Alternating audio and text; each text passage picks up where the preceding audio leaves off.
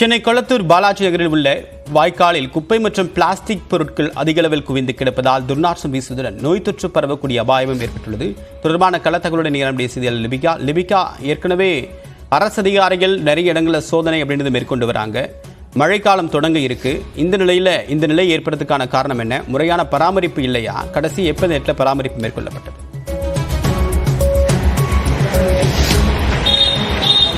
வணக்கம் தேவப்பிரியன். சென்னை கொளத்தூர் பாலாஜி நகர் பகுதியில் இருக்கக்கூடிய இந்த காவாவில் அதிகப்படியான குப்பைகள் மற்றும் பிளாஸ்டிக் கழிவுகள் நீண்ட நாட்களாகவே நிரம்பி இருக்கின்றன. குறிப்பாக இதன் காரணமாக இந்த பகுதியில் தொற்று நோய்கள் அதிக அளவில் ஏற்படுவதற்கான வாய்ப்புகளும் இருக்கின்றது. அதே போன்று துர்நாற்றமும் தொடர்ந்து இந்த பகுதியில் நீண்ட நாட்களாகவே வீசி வருகிறது. இது குறித்து இந்த பகுதி மக்களிடையே நாம் கேட்கலாம். ஆனா எத்தனை நாட்களாக இந்த காவால் இந்த குப்பைகள் அதிக அளவில் இருக்குது? அரசு அதிகாரிகள் எதுவும் நடவடிக்கை எடுத்தாங்களா? இது கிட்டத்தட்ட 5 மாதம் ஆச்சு இந்த கால்வாய் பணி ஆரம்பிச்சதுலேருந்து இந்த குப்பை அந்த ரெட்டேரியிலேருந்து அந்த மீன் மார்க்கெட்லேருந்து மற்ற கழிவுகள் எல்லாமே இங்கே அதிகமானது சேருது. மெயின் பிரச்சனை என்னென்னா, இதை எடுத்துட்டு உடனே அதை ரிமூவ் பண்ணணும். இங்கே என்ன செஞ்சுறாங்க, இந்த ரோட்லேயே போட்டு போயிடுறாங்க. இது 1 நாள் 2 நாள் 3 நாள் இதாகி ஓவர் கொசு, இந்த ஈத்தொல்லை எல்லாமே ரொம்ப சுகாதார சீர்கோடு நிறைய பிரச்சனை அதிகமாக இருக்குது. இந்த ஏரியாவில் இதை கொஞ்சம் உடனே அந்த இதை காலி பண்ணி எடுத்துட்டாங்கன்னா நல்லாயிருக்கும். ஒரு நாளைக்கு காலையில் எடுக்கிறாங்க, அதை எடுத்து போட்டுட்டு அன்றைக்கே எடுத்துட்டாங்கன்னா நல்லாயிருக்கும். இது 2 நாள் அப்படியே இருக்கிறது கஷ்டமாக இருக்குது. அதை உடனே துரிதமாக எடுத்தாங்கன்னா நல்லாயிருக்கும். இந்த விஷயம், இந்த கால்வாய் பணி கொஞ்சம் துரிதப்படுத்தணும். ஏன்னா அது வேலை ரொம்ப ஸ்லோவாக தான் நடந்துகிட்டு இருக்கு. கொஞ்சம் ஸ்பீடு பண்ணி பண்ணாங்கன்னா கொஞ்சம் நல்லாயிருக்கும். நீங்களும் இந்த பகுதிகளில் தான் இருக்கீங்க. எத்தனை நாட்களா இருக்கு? தொடர்ந்து இதனால இந்த பகுதியில் இருக்கக்கூடிய மக்களுக்கு என்ன மாதிரியான பிரச்சனைகள் வருகிறது? இந்த பகுதி 70 அடி அகலம் புறம்போக்கு லைன், கவர்மெண்ட் புறம்போக்கு லைன், கால்வாய் புறம்போக்கு. மீதம் இருக்கிறது ஒரு 15 அடி எங்களை சொந்தமான ஏரியா.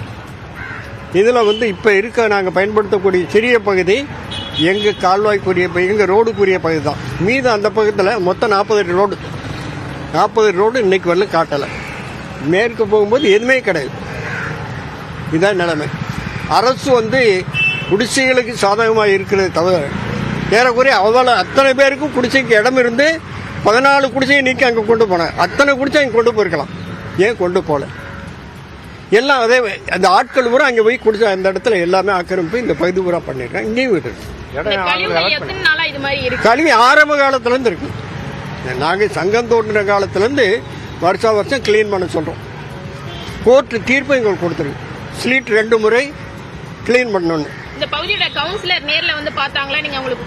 கவுன்சில் எங்கள் மூலமாக தேர்ந்தெடுக்கப்பட்ட கவுன்சில். நாங்கள் எங்கள் சங்கம் மூலமாக அவங்க சிறப்பாக செஞ்சாங்க. காவேரி கைலாஸ் சங்கத்து மூலமாகவே நிறுத்தணும்.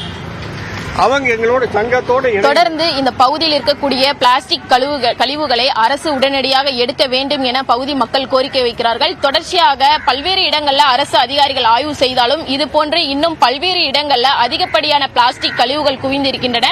எனவே உடனடியாக இருக்கக்கூடிய பிளாஸ்டிக் கழிவுகளை சுத்தம் செய்து இந்த காவாயை மீண்டும் சுத்தம் செய்து கொடுக்க வேண்டும் என இப்பகுதி மக்கள் அனைவருமே கோரிக்கை வைத்திருக்கிறார்கள். தேவப்பிரியன், கொளத்தூர் பாலாஜி நகரில் வாய்க்காலுடைய நிலை எப்படி இருக்கு? உடனடியாக பராமரிப்பு பணிகள் மேற்கொள்ளப்பட வேண்டும் அப்படின்னு நாங்கள் பொதுமக்கள் வலியுறுத்தியிருக்காங்க. தொடர்பான கள தகவலை கொடுத்தீங்க லிபிகா. உங்களுடைய தகவலுக்கு நன்றி.